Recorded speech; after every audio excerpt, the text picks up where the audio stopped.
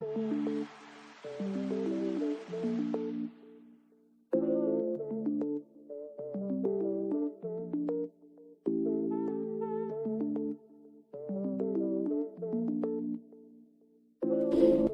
hello, hello.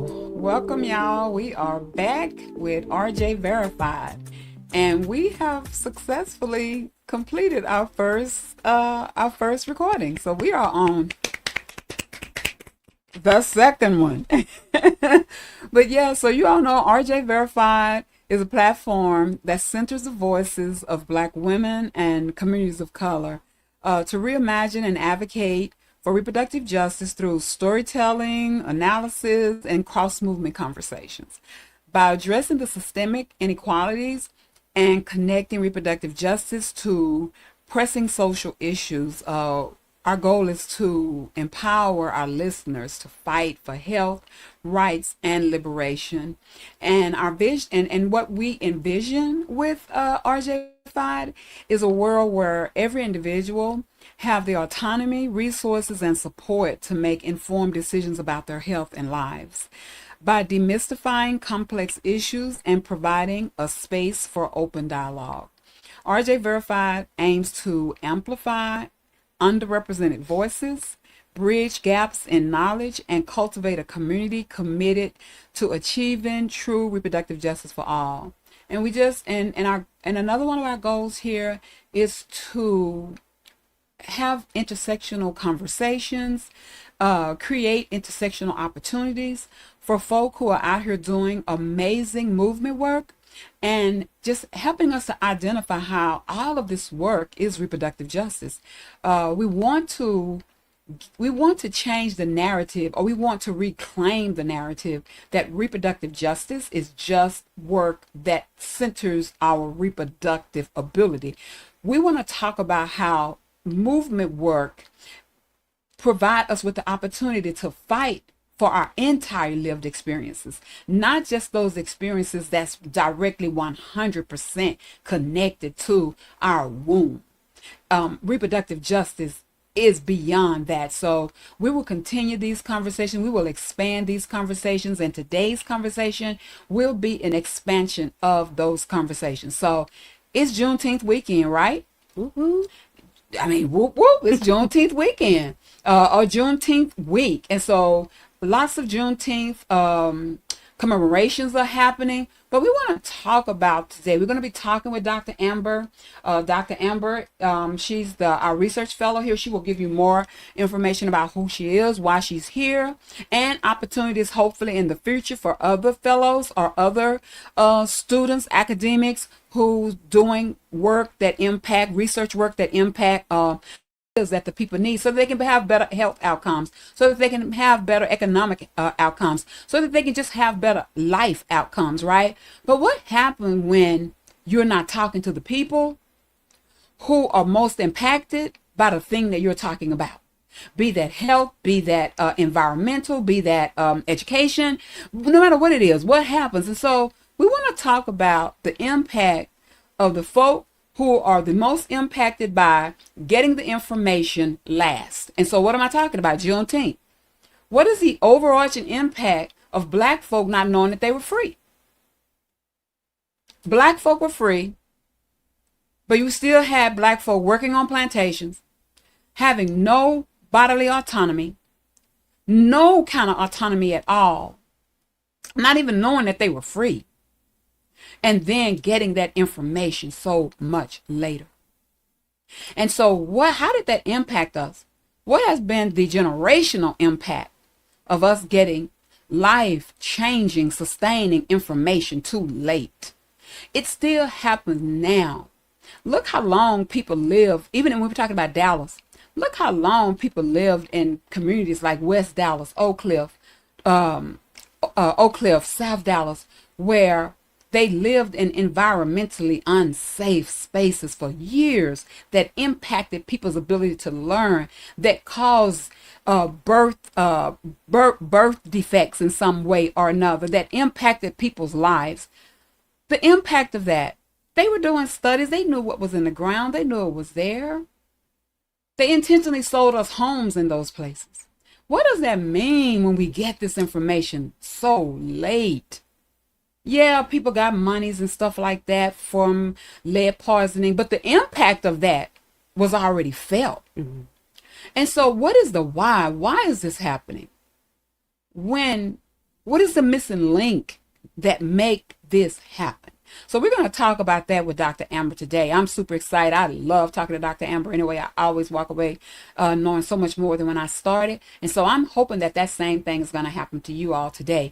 And we're going to tie this in to reproductive justice. And we're going to tell a whole story here before we leave today. So welcome, Dr. Amber. Thank you, Dr. Jones. Hey, family. I'm glad to be back in the RJ Verified house officially. Last time I was here, we were doing our commercial and just getting y'all ready for what was to come. So we're here now, and I'm glad to be here.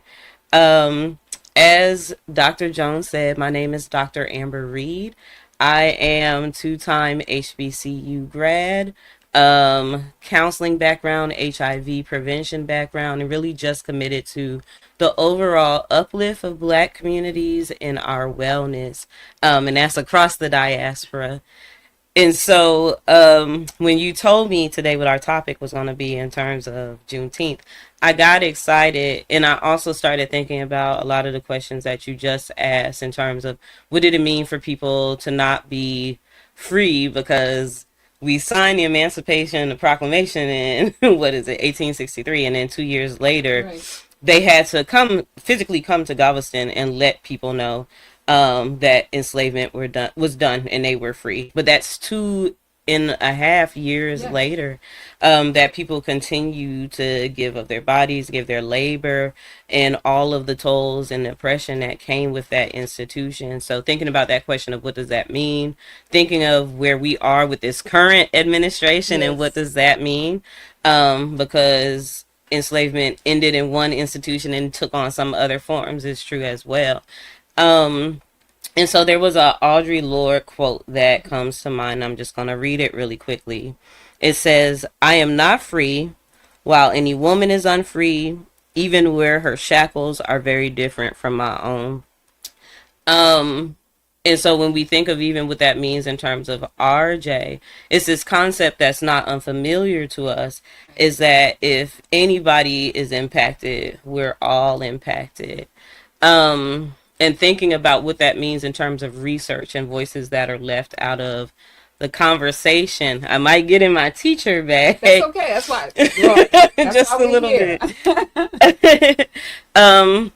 Because this idea of how that plays into what we're still trying to accomplish with our liberation as Black people, as Black women, and how that ties back to where the institution of enslavement kind of transmuted into these other forms. One of the things that happened before we all got free, right, was that when they came and they started slavery, there was this way that colonizers came up with their ideas of how they were going to assign value to Black people. And there's a scholar who talks about it. Her name is Diana Ramsey Berry. She did thorough research in which she created a database, and she read slave documents, the bill of sales, all of these different things, journals, all trying to understand how they were assigning value that made them decide who was going to be bought and sold, how much they were going to be sold for, all of these things.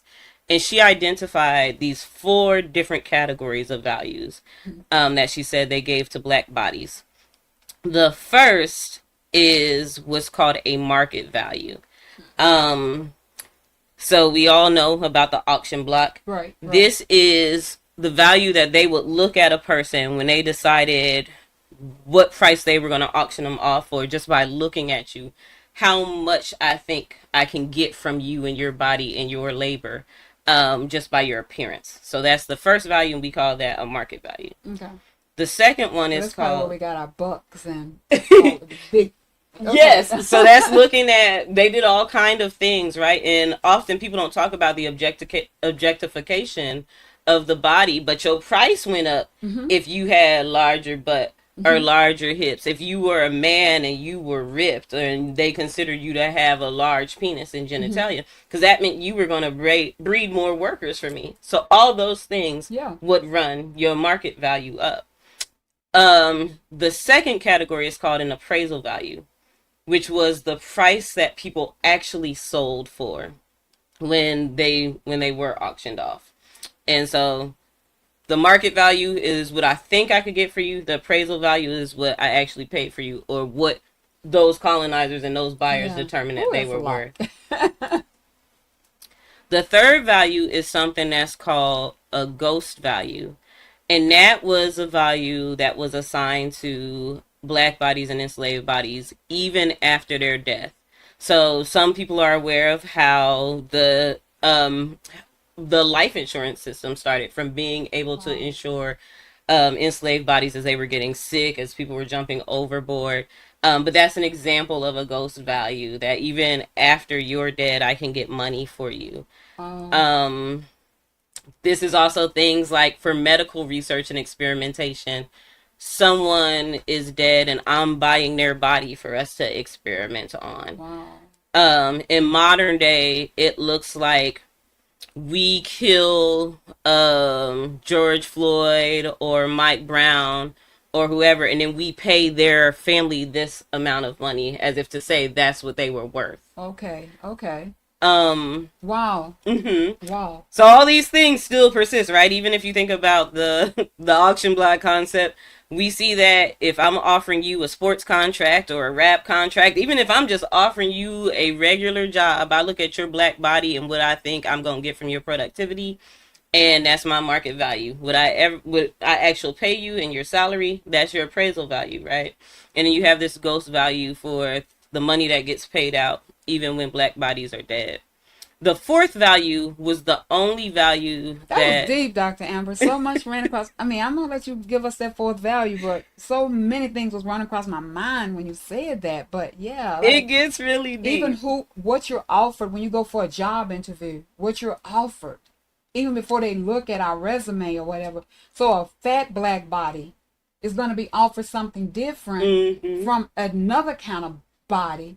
A dark skinned body is gonna be offered something Then a different than lighter a light skin body. skinned body. Absolutely. Wow. And all of them gonna be offered something completely Completely different than a different from white what a white body. body get. Wow. Absolutely. Okay. And so the fourth value, Dr. Berry says, is the only one that the enslaved or black people got to assign to ourselves. And that's called a soul value. So that had to do with how much we believe we were worth, regardless of what anybody was saying or trying to sell us off for. Um, and so that speaks to, right, people who said, well, I'm worth so much that I'm going to jump overboard because this is not the life that I'm choosing. Or people who, when offered opportunities to accept bribes on the plantation, opted out because said, no, you can't like pay me to sell out my fellow people. Just like some people are holding still with that today, and Yeah. then sometimes we don't get that from other people. But That's interesting. I'm gonna let you go back to the body thing. So I admit y'all, I'm not really looking at this P. Diddy trial, but I take snippets from it from time to time. And when the Jane was testifying, and there came up a question about her. They was talking about money or whatever, and she said, "How much is my body worth?" You know, like, and you know, and I'm not sure she even know that that was a thing. You know, like how do you value your body? that's it. So if I think that if I'm spending a day or two with him, I'm not talking about. I'm just saying there was a whole thing around. I guess I don't know because I'm not really looking at it, but where she's gonna leave him or stay with him, and then there was a dollar amount came out, and then they questioned her about it, or it might have been the purse or what I don't know. But she answered the question from a like my body is worth this or my body is worth that, and that's something we've heard before, and that's probably just like a whole concept that come from that, that we get to. So we're talking about a soul value, but still, a body value. My body is worth more than this, or what is my body worth, or I am going to die rather than, so my body is going to die, who I am, I'm going to die rather than be your slave. You Absolutely. know, I'm going to die rather, even some, definitely so many slave women who said, I'm going to remove my ability to even have babies rather than be your concubine, or Absolutely. your the person that, or Hmm. the person that uh put slaves on your plantation. I'll stop the whole thing, because I have the skills to do that. Because I see that as a soul tie as well as a Yeah. body thing. I'm going to do with my body what I have the control to do, because I know what my worth is. But as it relates to my soul, you don't get to rip my soul away from me in the way in which you use my body. And you don't get to tell me what it's worth. So You you don't get get to in tell there. me. Hmm. But I'm gonna be honest with you all. I had never heard these, and I'm always thinking I'm all things black folk, all things slavery or whatever, all things back there. But I had not. I'm sure I have heard it in different conversations, but never contextualized in this way. And that's the beautiful thing, right? Like you said about like the interdisciplinary manner of this podcast and being able to connect with people to do interdisciplinary work, because it's how we all learn from each other and grow. But you see where I'm going with this Yes. is when we get deeper into our conversation about RJ, these things are still very much a part of how society operates today. And when we talk specifically about research and why certain people aren't left out, why it's done in the way it's done, that we don't value the voices of people, but we still want them to participate in a way that we can count them as a number. And Mm-hmm. then maybe the number that they count as, we're turning into a way to get money for them. It goes back to this whole thing about valuation. The reality is, and there are lots of types of research. There's market research, there's biomedical research, there's academic research, there's community engaged research, there's various forms of research. Probably most of us, what we encounter on a daily basis is the market research, which is where they want our opinions and our thoughts about something related to a product, or the biomedical research. And at the the bottom or the end game of both of those, it's still this issue of these type of valuation, and not a sole value that have been assigned to people. Market value is looking to find out thoughts and opinions so they can put a number that will generate an income or an investment for people. Biomedical research, we say, is about being able to find solutions for healthcare, and that will allow us to make people well. But there are also ways that biomedical research has contributed to harm in Black communities, has contributed to the perpetuation of stigma around various topics. And a part of that is because, again, when you cut the voice out, or if we start to jump to conclusions that having this illness or this issue in your body then changes the worth of that body, then we end up with things like stigma, Mm-hmm. and practices that seek to eliminate bodies that are differently able, or Yeah. criticize or treat those bodies differently. And so when we start thinking of that in the context of reproductive justice, that's a whole nother thing. Um, but I just wanted to kind of share that, I think, as a good context as we continue to think about this conversation before we go to commercial break. Yeah. So, and we're gonna definitely pick back up. We're really gonna take it. Gonna go so really allowing reproductive justice to really shape the conversation. But even before because we will be getting ready to do a commercial break soon. Um, as you were talking, you was just talking about the numbers, because I do want to talk about what does this look like in HIV work. What does it look like even in our maternal work? How do we get to a place where all folk are not part of these conversations? Mm-hmm.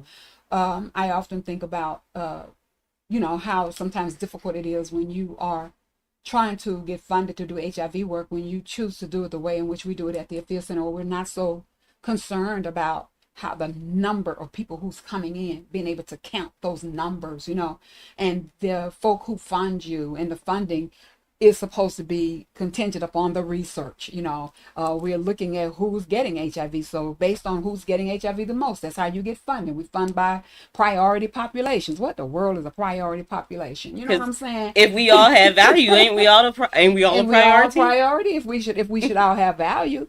And so So it's funded by priority. So how do you know what that priority population is? That means the most people that are getting that's getting an HIV test, or I mean that is getting a positive HIV diagnosis. But then that can also go to who are you making it available to? So Mm-hmm. are you making, so if you make it available to all people at the same time, or if there's equity, then we don't have to worry about that. But still, just being left out of those conversations, or the way in which you get your diagnosis, you know what I'm saying? And so that means that if you're a person who have, if diagnosis is transmitted a certain way, let's say as we're talking about man-to-man sex or whatever, then what does that look like for an injecting drug user? We may not have Right. as many injecting drug users that we have, and so what does that look? So do we leave injecting drug users out of the conversation? And then if women are saying, oh, my diagnosis is by way of heterosexual sex with men, primarily with men, and men who identify as heterosexual men. And then what does that look like? Are we even looking at data? Are we collecting data? Are we seeing what that really look like? Or are we just devaluing or not valuing that conversation? Because of course we have no there, because one, we don't believe men who say I'm diagnosed but I did not sleep with men. Oh no, Mm-hmm. you're lying. Really? Okay. So we're not gonna honor what people say their journey is to get where it is that they're going. But I'm just saying, how the numbers drive how you get funded to do very valuable work that may not look like numbers, but just literally may look like the people that you're trying to serve, because it's so important that their stories are part of what drive those numbers. Correct. That's so important. But we don't really think about it that way. And so since we don't really have the funding, then it kind of get in the way of us bringing the people in. So often women living with HIV, specifically black women living with HIV, they're not really they're not seeing in that No. data. They're not, and there's always they're just not coming. Well, if you're not talking to them, then they're not coming. So to me, it's kind of like Juneteenth.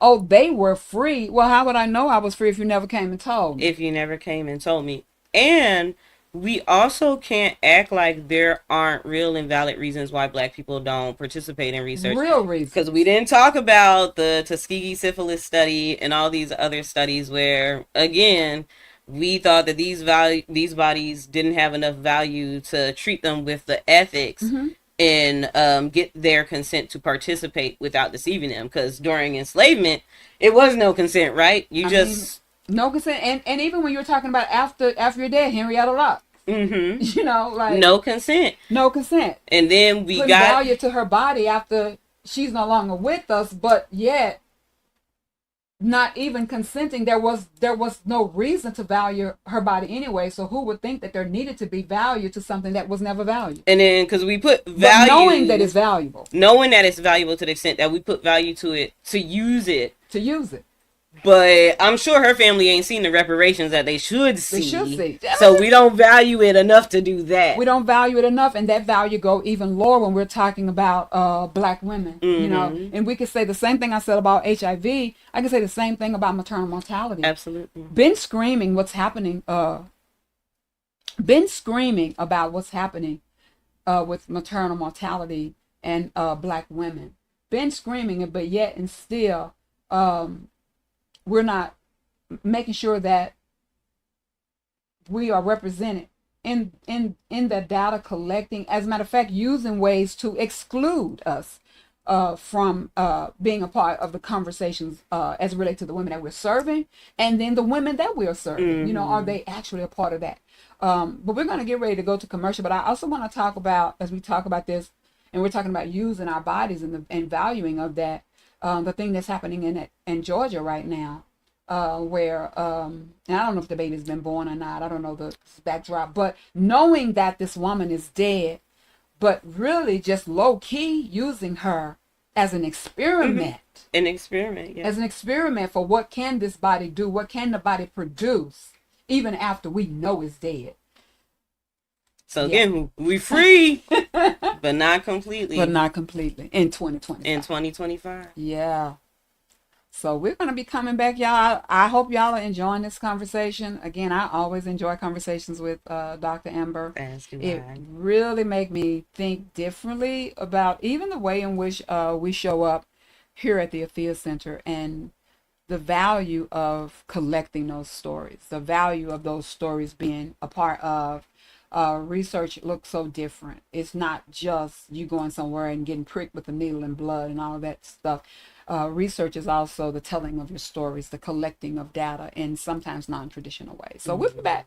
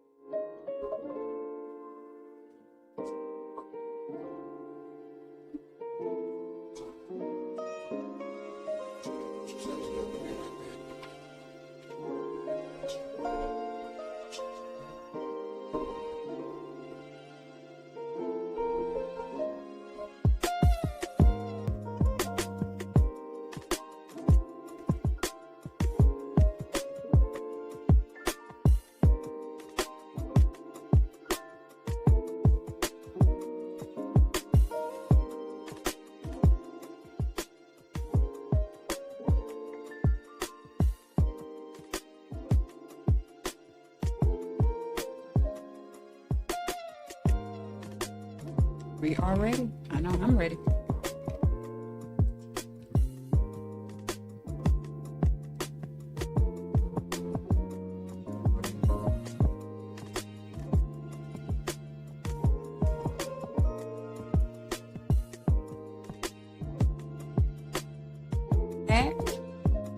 Again, I hope y'all have enjoyed the conversation thus far. I'm super excited about it. We're talking about what happens, when we're gathering information, and the folk who are the most impacted by the information that we're gathering get the least amount of benefit from the information that's been gathered. What happens when you know that a thing has happened, but the people who are going to be, again, the most impacted by it are the last ones to get the news? So we are here. This is the week of Juneteenth, and we know what happened with Juneteenth. Folk were freed, and we didn't find out about that till like a year and a half or so later here in Texas.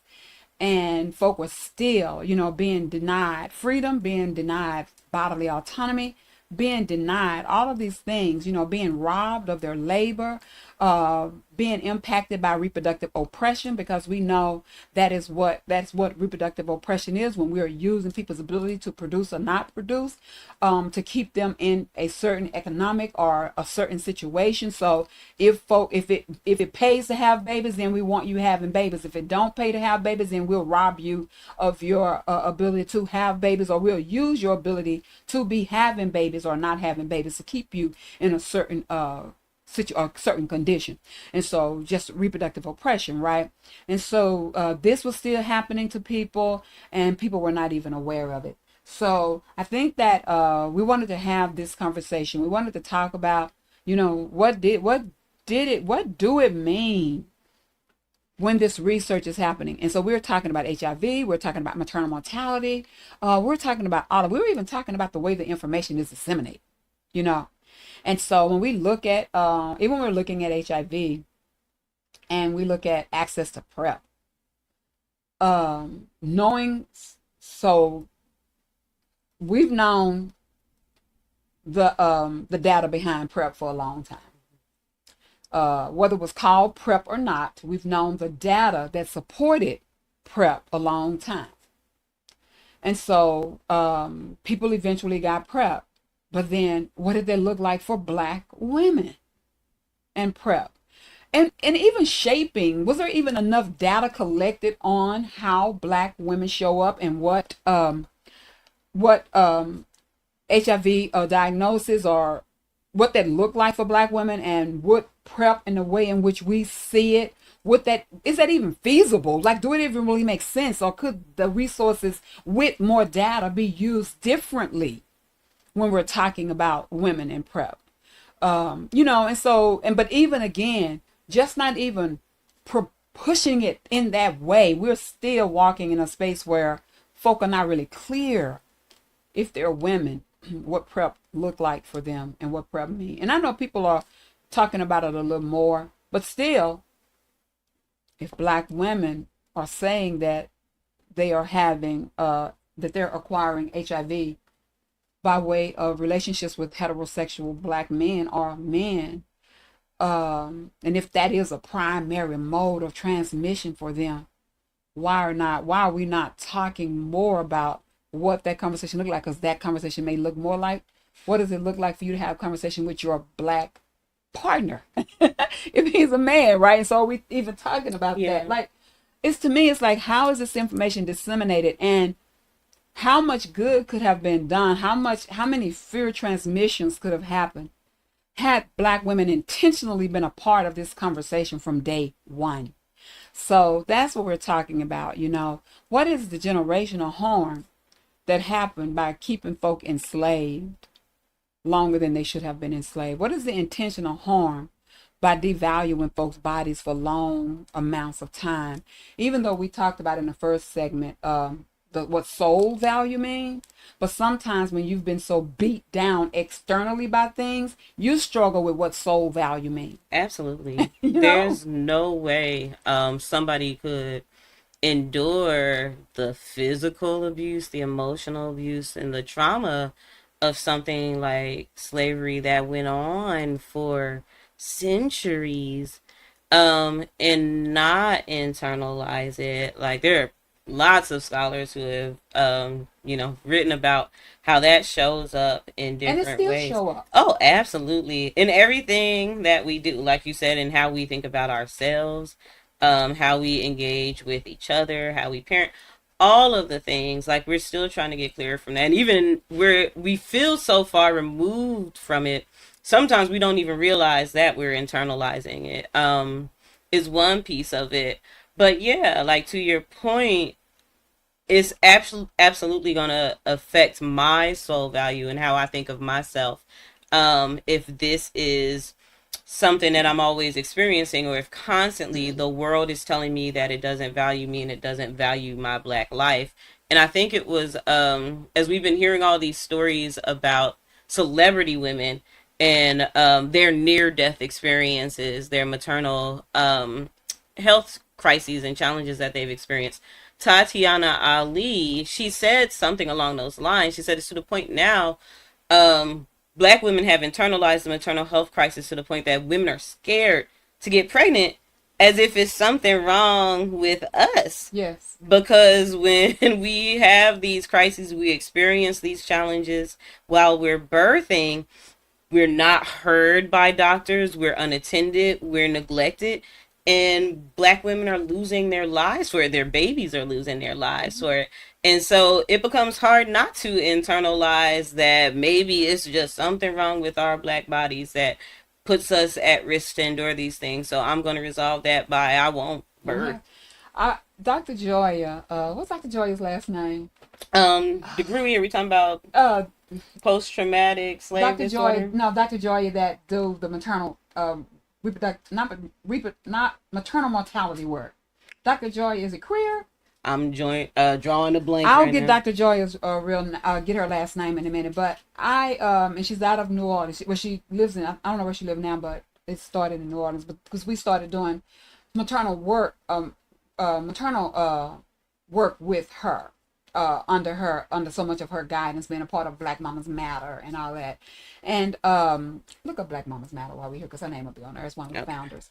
And one of the things she says all the time that so stick with me, I don't care if she's sitting on a panel out of the United States, I don't care if she's sitting on a panel in Washington, D.C., I don't care where Dr. Joya is at and she sitting on a panel and she's talking about Black maternal health and the impact of that. She always says, let us know it is not our blackness that causes maternal mortality. It is the response to our black. It's the world's response to our blackness. It is how they see us as black. It is the devaluing of our blackness, but it is not our blackness. We are not genetically predisposed to die when we're having babies. And we need to hear it And because I say research this, reports it that yeah, way I sometimes. say it all the time. That's why I love, like, when I got the chance to know her and hear her, Career Perry. Dr. Dr. Crib Perry, Dr. Joya. And that only reason, no disrespect to her name, is because that's what I always call her all the time, Dr. Joya. The work that she have done to dispel that myth. It is not our blackness. It is not because we're black. It is America's response to our blackness, that causes these things to happen. But it is data from folk like her. It is the telling of these stories in that way. And even with all the accolades that she have, people still don't probably want to hear her. Not only is she black, she's a black woman. And that's the thing. Absolutely. I was thinking, as you said, that for all of the accolades that she has, and as well known as she is in some communities, it's going to be other communities who will make sure that people never know her name. Yes.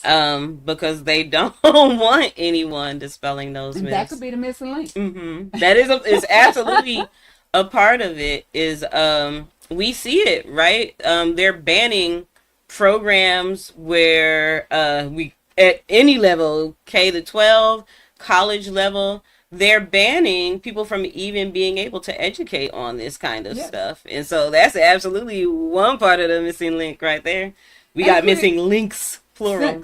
And creating barriers for black academics to be in spaces where they prioritize black bodies, black folk, black experiences.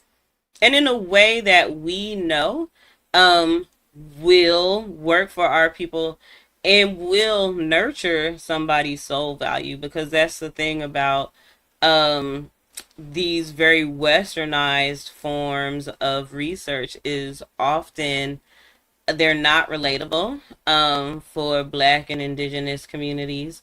They don't, the tools and the methods they use for even going about getting information don't match up. So often the information they get, even though it'll get reported and it'll be published as expertise or as valid, it could be challenged because either there's misunderstandings in the capturing and all of these things.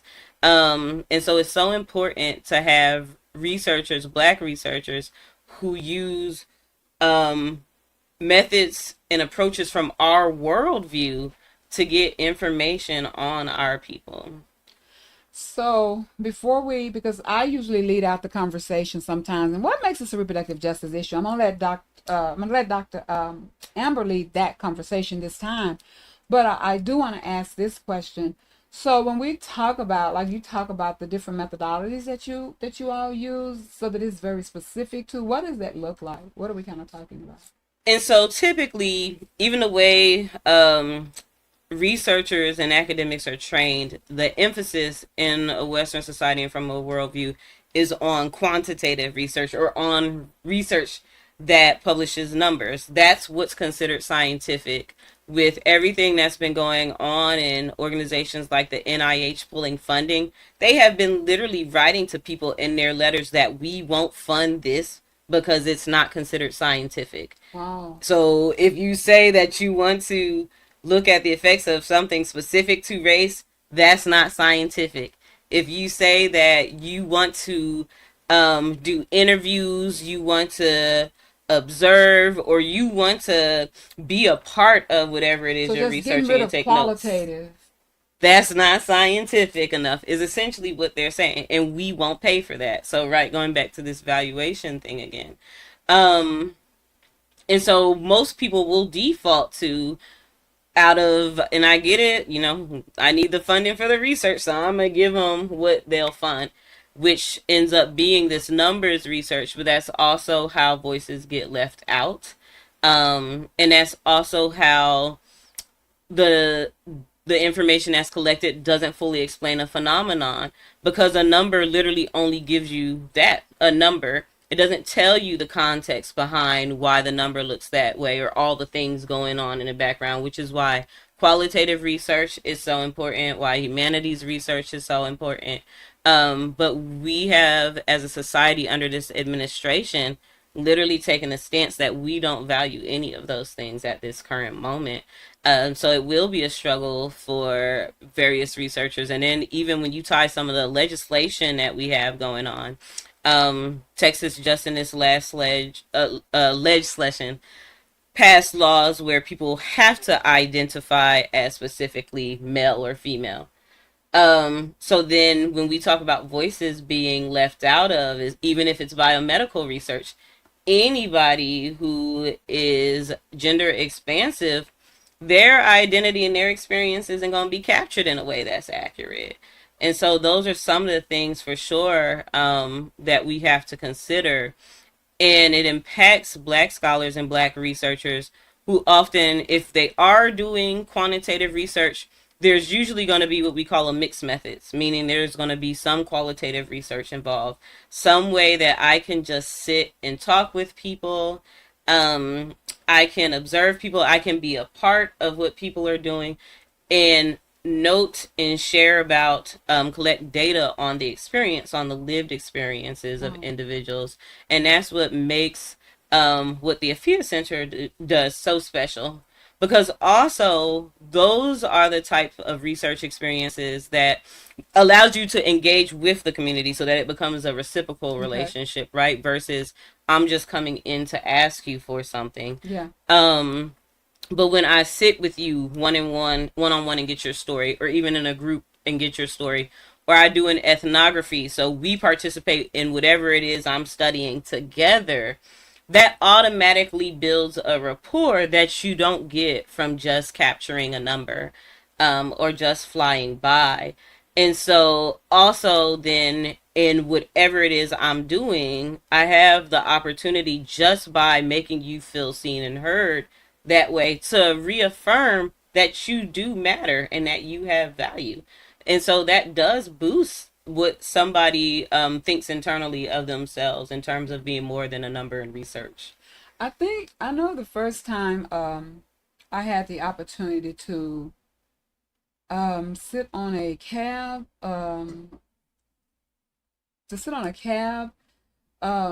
around an ethnographical study that was done. I was just like, oh my God, where have this been all my life? Mm-hmm. It just so reframed my whole idea around what can really happen in data, in research, in collecting, and just really how valuable those stories are. And it is also that there was still numbers that connected to that data. So you don't get to take the, what is it, quality, The you don't get to quantitative take the quantitative out, because the quantitative, so I guess that's what you call like mixed a methods, yeah. mixed method. So it just, I don't know, I was just really floored by it. I was just like, oh my God. And it just made it so real. The listening and the telling of all of those stories, and the data had something to do with isolation, Mm-hmm. women living with HIV in isolation. And there were so many, just a different variety of women, and there were women of trans experience. There were women who were probably maybe middle class or whatever, women who were older, younger. It just was really, but those stories, but what they really hinged on, and what was so important to me was the data that was associated with it. When you looked at the large number of people, where people found themselves being isolated, and even though their story was there, but what really solidified that was those numbers. Yes. And so, to me, it just don't make sense. But just really quickly, Dr. Amber, if you can just bring us home with, why is it so important that we see research as a reproductive justice issue? What makes it this? I think a part of it is reproductive justice, like you said earlier, is all about choice, reclaiming of a body, and then along with that, the choice to do whatever it is an individual feel like they need to do for themselves, whether it's parenting, whether it's not parenting, whatever you decide, being able to make that choice in an environment where you and your family and your community, your village, is safe and you have the resources, Mm-hmm. to be okay with the choice that you make. And we have to see research as a part of it, because in a society that operates like ours, resources are given based on what research says. Yes. And so, if then, something as intersectional as RJ, where we have all of these various rights that we're considering and taking into account to make sure that people and families and communities are holistically Mm-hmm. well, it is important to have research that advocates for it and to have researchers who advocate for that. And that's a part of the missing link. Is we have some for sure. I won't say we don't have any, because that would be a complete lie, but we absolutely need more. Um, and we could use some allyship, some not performative allyship, but the real allyship that's willing to sacrifice something in getting the more. And so this conversation seems it's time for us to go, y'all. And it seemed like we just started talking. It went fast. I'm really appreciative of the fact that we do at the Affair Center get to sit in space and enjoy or hear conversations from so many folk out here who do understand that research is RJ verified. We verified it. You've just verified it. It is very important that we are doing our research using the foundational lens of RJ. It is very important, and because RJ is. I just have one more thought. Because a part of that also is letting people be seen. Like, that's how you give people full bodily autonomy. And again, research, if used in that powerful way that we talked about with ethnography and like mixed methods, but like methods that are intentionally about elevating the voice and the visibility of a people, research allows people to be seen. And that's absolutely at the heart of RJ. And that was almost what I was going to say, but I was going to say, and because one of the very strong parts of RJ is storytelling. It is capturing of, or the telling of, our lived experience. That is a very strong tenet of the RJ movement. And inside of this research, the capturing of stories and the telling of those stories, it is just so important. How can research not be RJ? And we verified it to be so. And so important that we use this, another very valuable framing of work in our movement work as we move towards just the real freedom of our people, the real liberation of our people, and not just our people. And I will end with this one, our vision for the Affair Center, where all of the work that we do here and all of the things we do are so centered around Black folk, Black women, Black experiences. But our vision is that when all women, Black, Indigenous, whomever these women are, have achieved their full human rights, so social justice and human rights. And that is a very important tenet also of reproductive justice, is the fulfillment of our human rights, because it's based on the fulfillment of our human rights. And that don't happen if all people are not being seen and all stories are not being told, and that information getting to us in a timely manner so that we can reap the benefits of what that means for our lives. So this has been great. This is our Juneteenth. Happy Juneteenth, celebration or acknowledgement, and it's just letting us know that we have come really far, but there is still so much more that's got to be done. Peace out, and y'all be good.